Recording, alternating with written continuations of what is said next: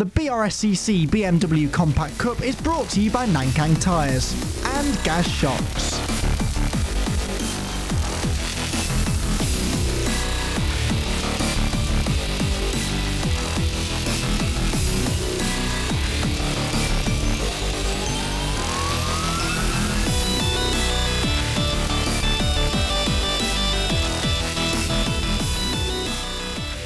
Hello and welcome to Snetterton for rounds 3 and 4 of the BRSCC Nankang Tyres BMW Compact Cup. We arrive here with reigning champ Stephen Daly topping the standings after the opening rounds at Brands Hatch produced their usual amount of action. Owen Hunter and Ian Jones were locked in particularly close combat throughout race 1, allowing Daly to escape and take a relatively uncontested victory.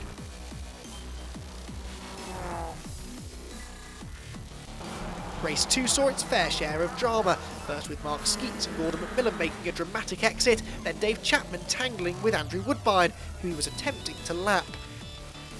Daly escaped the action behind once more though, while the Jones and Hunter battle raged on right until the end, with Owen again coming out on top, but only after seeing off a last lap challenge from a fired up Jones.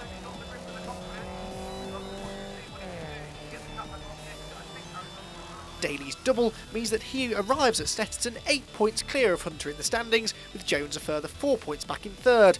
Matt Parks will be looking to put himself into contention this weekend from fourth, while a dream start to the season for David May puts him fifth. 8 points clear in the championship coming into this weekend at Snetterton is Stephen Daly, champion last year, hoping to get it again, but times have been a bit tricky over the last couple of weeks. Yeah, I mean, there's a couple of guys really coming up and they're really fast this year. I mean, we've just got to keep pushing. Had a little technical difficulty yesterday with our engine, which means we had to swap it. So, I mean, I was out testing for the last time. I only got one test session, so we were quite happy with the results considering the conditions. So, we'll just see how it goes, and hopefully we can just keep up our tally and just keep racking up the points. We're preparing to get qualifying underway here at Snetterton. With me is Owen Hunter and Ian Jones. It's going to be an interesting weekend, this one, guys. How do you think it's going to go? Well, hopefully it involves me being at the front and everyone else behind me, but it's never going to be that simple in the championship, but we'll always try our best. Ian, it's going to be an interesting one with him already touting he's going to be near the front. You're going to put a stop to that, surely? Well, I mean, Owen, he's been in many times, as I have. Okay, a bit of lack of testing from Owen, but I'm sure he'll get it together for qualifying and it'll make for good racing. Thick fog surrounded the circuit for qualifying, meaning reduced visibility and less than ideal conditions greeted the drivers for this all-important session. Gordon McMillan and Mark Skeets will be looking to put their tangle at Brands Hatch behind them, but from 8th and 13th on the grid respectively, they face an uphill battle to score serious points from race 1.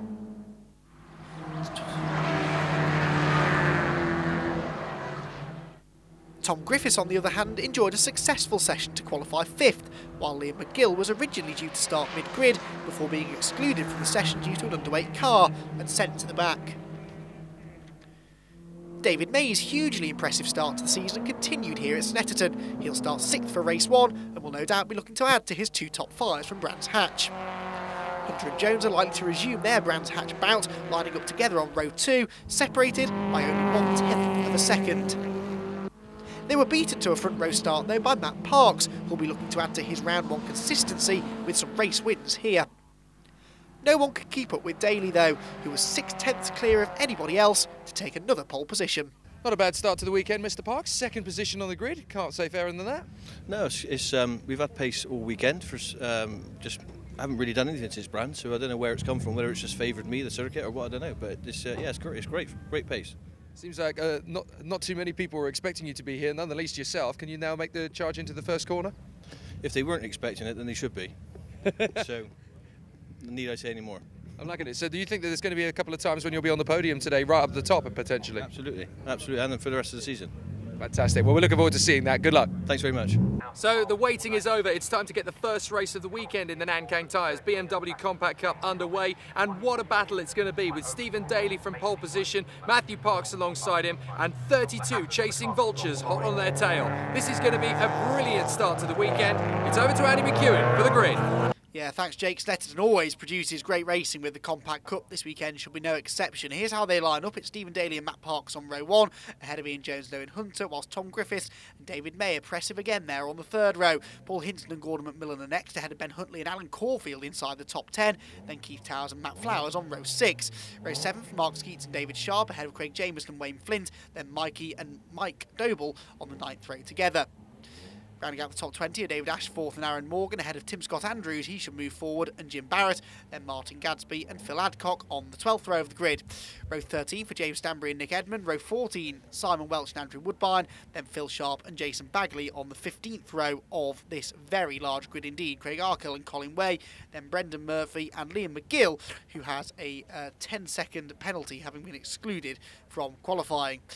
So, Stephen Daly on the pole position again. Here's Alan Caulfield inside the top 10. Ian Jones will be looking to try and improve on a pair of 3rd places from last time out at Brands Hatch. We're ready to go. Here at Snetterton, the lights go out. Now, away we go. Good start made by Steve Daly from pole position, but Matt Parks, for my money, has a slightly better launch from the outside of row 1. Ian Jones is going to slot through into 3rd place. I think on board with him there briefly as they make their way down towards the first corner into the right-handers. They all get through safely. Bit wayward there for Jones, so Hunter goes on the inside of him, takes out a bollard there as he tried to make the move stick, but at the front of the field it is Daly that leads the way. It's Matt Parks in 2nd position. Here's the fight for 3rd. It's between Owen Hunter and Ian Jones, who were inseparable at Brands Hatch last time out. Gordon McMillan runs out a bit wide there at the Wilson hairpin, but I think they all get through more or less safely. On board now with Alan Caulfield, who'll be loving this, getting stuck into the top 10 battles. He's the white and purple number 14 car just there that makes its way through the left-hander and Palmer's. Wayne Flint, that is, I think, behind him in the silver car. Down in towards the left-hand hairpin and Agostini go the leading contenders. Daly from Parks, from Jones, from Hunter, from David May, the top 5. David May, another much improved driver over the winter into 2018. Wayne Flint gets past Alan Caulfield there, so Caulfield just losing a little bit of ground here. On board with Keith Towers, he's just behind Mark Skeets and Ben Huntley, and then it is Caulfield next in line. Ben Huntley, one who I thought might have done a little bit better at the start of this season. Ben, 12th place in both the races last time out at Brands Hatch. He's running about 12th in this one as well, having qualified 9th, but he's not had a brilliant start. Keith Towers, meanwhile, qualified 11th, he too has not really made any progress off the line. Cars rocking on the suspensions as they make their way out of Williams and down the back straight. Now this is where Mark Skeets will try to use the slipstream, so Matthew Parks, excuse me, will try to use the slipstream to attack for the race lead. On board with Jones there as well as he goes down the gears into Brundle and Nelson. And it is Daly that will hold on to the race lead for the time being. Matt Parks, I think, is going to be a significant thorn in his side. It's great to see more drivers getting involved in the lead battles, because really at Brands Hatch, Daly had the pace over the rest of the field, and most of the attention was on these two, Owen Hunter and Ian Jones, who were fighting over 2nd place. In both races, actually, Jones had 2nd place early on before Owen Hunter found a way through up at Clearways at the end of the lap. Taylor right over the curve there as he turned into the final turn, but Owen Hunter now trying to do the same thing again to Ian Jones as he did at Brands Hatch, but Jones looks to have a little bit more straight line speed there, or a little bit extra momentum, I should say, going out of the final corner. Across the line, there goes Hinson and Tom Griffiths heading the next group, as Matt Parks has a little look at the inside there into Rich's corner. Just drifted a little bit wide though as a result of taking that tight line in, so he now has to turn his mind to defence potentially to make sure that Ian Jones and Owen Hunter don't find a way through. And David May, it's fair to say, who's very much part of this in 5th position. David, who's been racing in this championship for several years now, but only now is finding his way right towards the sharp end. And you wouldn't bet against a podium or a race win for David May before the end of the year at the rate he's going. Bit of damage there to the front of Owen Hunter's car. That's from the first corner, isn't it? When he tried to get on the inside of Ian Jones through to 1, only to wipe out one of the marker posts on the inside of the corner, which in theory shouldn't have done that much damage. So I think he also dumped the front splitter into the grass when he did that. Here's some of the battling going on behind. Wayne Flint there, Gordon McMillan, Alan Caulfield, Ben Huntley all together. Paul Hinton out wide over the grass there, so Wayne Flint is going to get up the inside of him, I think. On board with Paul now as we go out of Agostini and down towards Hamilton's, and yep, there goes the number 55 car. Wayne Flint, another driver, much improved over last year. Down into the right-hander at Oggy's there. Oh, and he gets wide onto the marbles. Does Wayne Flinty out onto the grass, and Hinson will go back through, and I fear that could open the floodgates, because there goes McMillan on the inside. Well, Ben Huntley wasn't actually close enough to follow through, so just the 2 places lost for Wayne Flint. Ben Huntley, the next driver to try and find a way through. There with Ian Jones as we turn our way into Brundle and Nelson. You can see in front of us the lead battle is as tight as ever. If anything, Matt Parks is a bit closer this time around than he was a lap ago to Steve Daly. But back, Paul Hinson and Gordon McMillan are continuing their battle. So Hinson is, well, having made that mistake initially, he's actually come out of that not too badly, hasn't he? But McMillan, who throughout the middle part of last year at least was really strong, running inside the podium places for several races in the first half of last year, and is just starting to find some of that pace again now as we get into the meat of the 2018 season. Out of Murray's again goes Ben Huntley. That was a good exit there, gets himself onto the tail of Wayne Flint, the leading 5 cars flashing through, but this is the battle going on further back, on board with Alan Caulfield. He's got a grandstand view of this, so Huntley there on the outside of the track, the right hand side as we look at it now. The silver car is Wayne Flint on the inside, on board with Caulfield. Can he take advantage of this maybe? They're going to run wheel to wheel into the corner, but McMillan, sorry, will go right around the outside and make it stick. So good move there from Gordon McMillan. Another place gained. There's only one more place that Matt Parks wants to gain, and that is the race lead. He wants to put himself firmly into championship contention in 2018. So too does Ian Jones. That pair of third places was a solid, if unspectacular, start to the season at Brands Hatch. What can Parks do? Down towards Agostini. This is a potential overtaking opportunity, but Daly was wise to it, just covered the middle ground under braking there. What about Paul Hinson? He's still in behind Gordon McMillan. Ben Huntley, Wayne Flint, Alan Caulfield, Mark Skeets, Keith Towers, all in line behind. This is an ever-increasing gaggle of cars.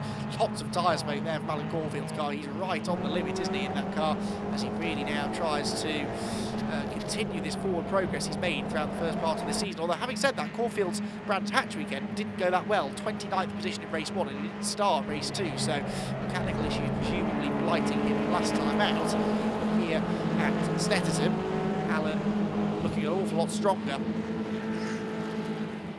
I'm fairly sure that Alan hasn't had a top 10 before. He certainly hasn't featured that highly in the top 10. All that frequently as the race leaders go wheel to wheel there down the back straight. So for the first time that we've seen anyway, Matt Parks was alongside Steve Daly. Really fancies taking the fight here to the reigning champion. Out of Nelson they go in towards the right-hander at the bobble hole. And Stephen Daly really going to have his work cut out in this race. It is only a 15-minute race, remember, and this is a 3-mile circuit. Lap times in and around the 2 minutes 22-second bracket, so only about 7 laps the distance in this one. We're into the second half of the race already. Again with Paul Hinson as he chases down Gordon McMillan. Ben Huntley's starting to come good now as well into the second half of the race. He's latched onto their tail.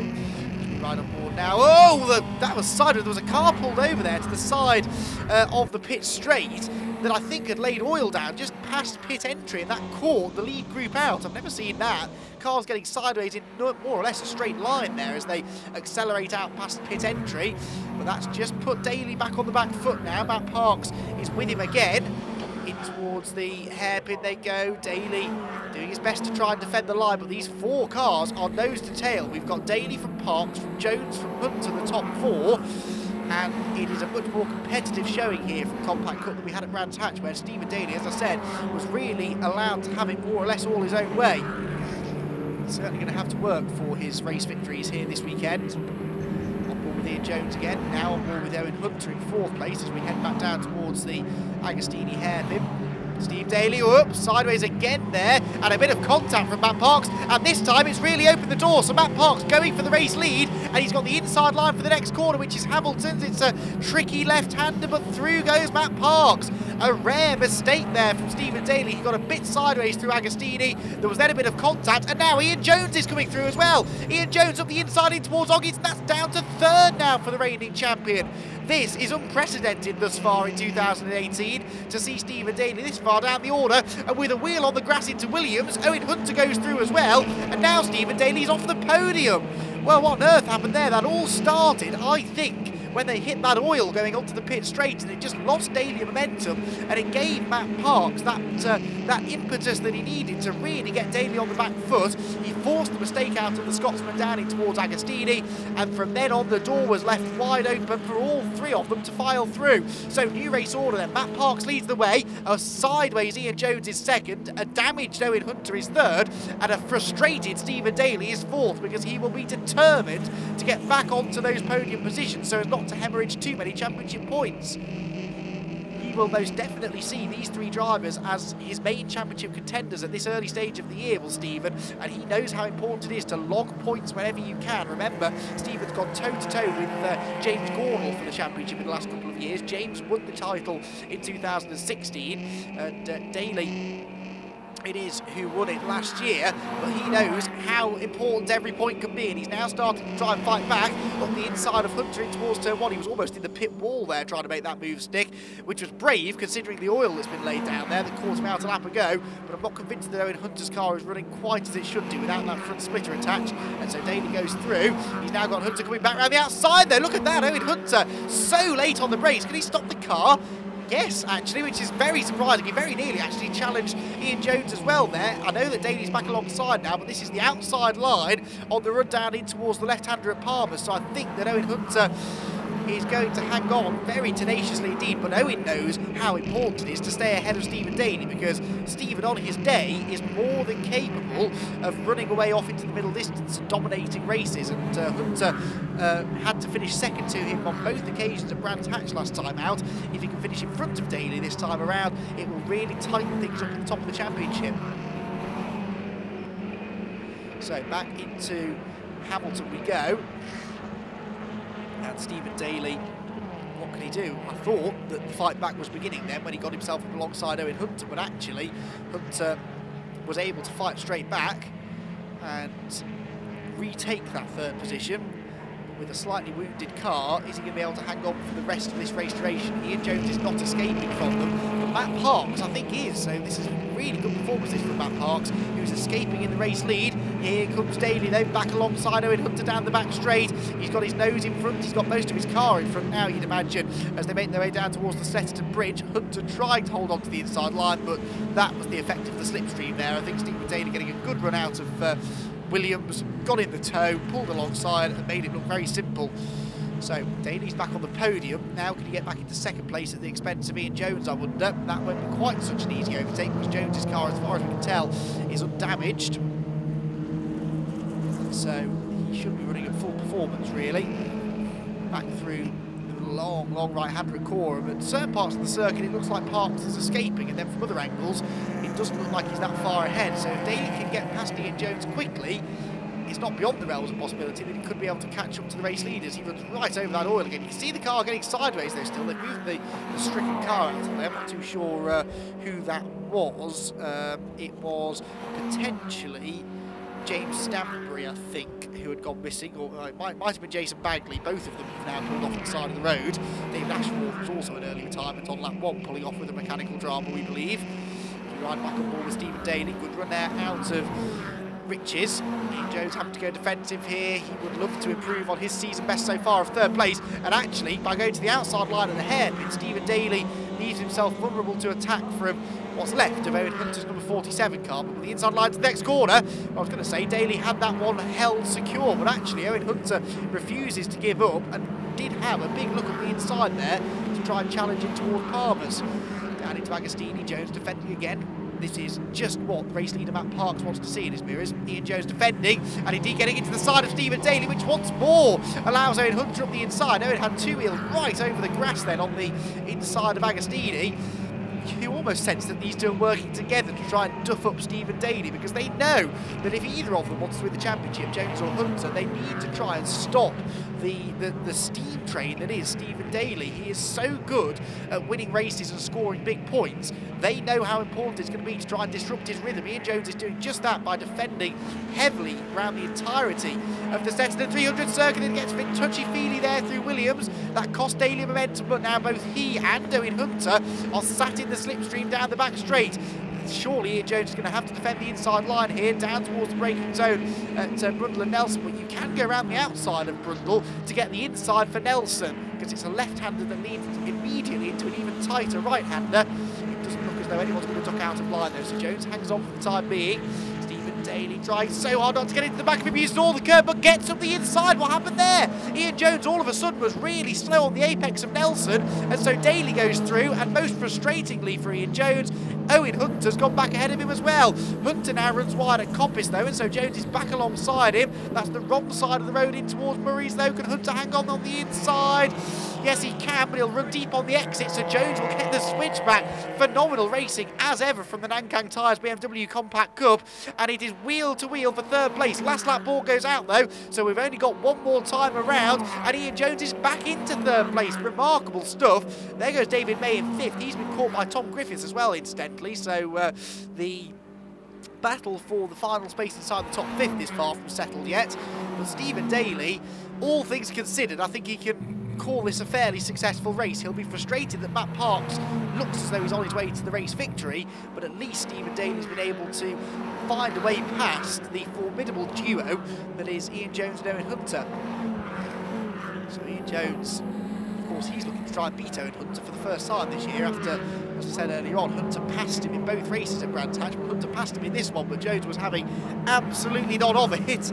Owen Hunter always exciting to watch, isn't he? He's sideways there as he goes up through Palmer's, back down into the left-hander at Agostini's. There are David May and Tom Griffiths. Tom Griffiths, who had a best finish of 9th at Brands Hatch. We've got a yellow flag up at Hamilton.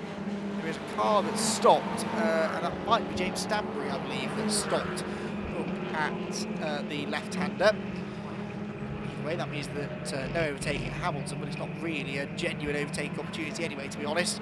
It's more about building a potential manoeuvre into either of the next two corners at Oggies and Williams. There is Matt Parks, and he is looking for his first ever victory in the Nankang Tyres BMW Compact Cup.